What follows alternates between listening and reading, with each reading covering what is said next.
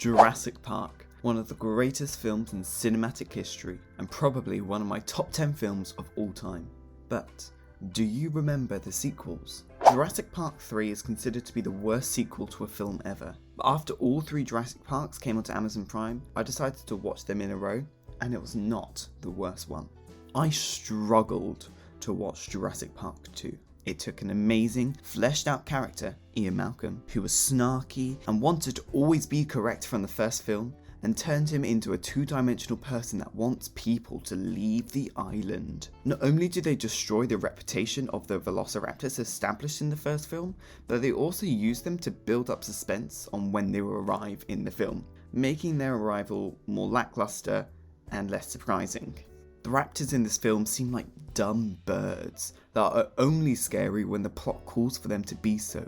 The problem with the raptors is solved so much quicker than it really should be, considering how much they were hyped up throughout the film. I don't think there's any real danger in the film, as it all seems very flat for me. There are no levels of built up suspense that are then relieved for then to be built up again. In the caravan with the baby T-Rex, the threat isn't the grown-up T-Rex, but the fact that a falling camper van could kill them. God, imagine dying in a camper van.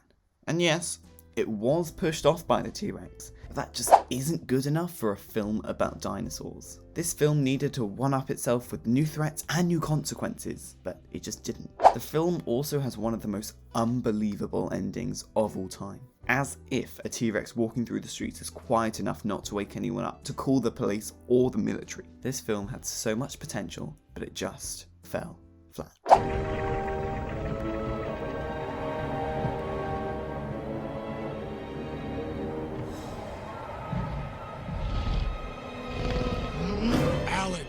The third Jurassic Park film is the most hated. Now, I don't hate this film, but I also don't love it. This film is just better than the second one. They take risks with an interesting new story, a new island where the dinosaurs grow up that was even mentioned in the first film. This allows for new dinosaurs such as the Spinosaurus and the Pterodactyls, as well as the raptors who still aren't as good as the first film but are way more of a threat than the second film. With these new interesting dinosaurs, it allows for a more dynamic storyline where it can take more risks instead of just relying on what already works. In the first half hour, they take the T-Rex, the main threat throughout the first two films, and kill it off. By doing this, it establishes that the stakes are so much higher now. It takes guts to do that. The most interesting aspect of this film is the scene in the birdcage. The whole idea is taken forth from the book, in which I love, and establishes a world in what could have been. I think that is what this film does best. It complements aspects from the first film and seamlessly joins the two together to make for a better sequel,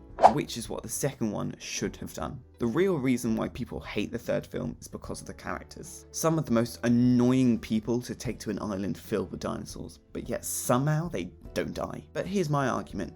These characters are memorable. Yes, you forget their names and stuff, but you remember their personalities. For example, you have the clumsy shouty mum, stereotypical white dad mustache guy, the boy who is smart enough to be an idiot, the student kid, and Dr. Alan Grant. That's the ensemble, neat and tidy. Now I'm going to try and name some of the people from the second film.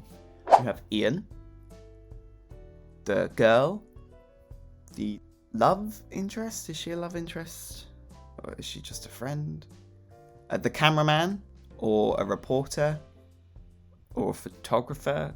He has a camera, I'm sure he has a camera. Then there's like a bad guy, probably British. No. I really tried when writing this to give the second film a chance, but there are just so many characters, it makes the film seem messy.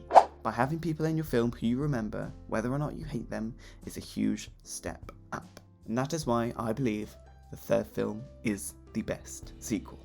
I just wanted to say thank you for watching this video. Go see for yourself, as all three Jurassic Parks are free on Amazon Prime. Go watch them and tell me what one you hated the most. Thank you very much for checking this video out. I hope to see you again. The end.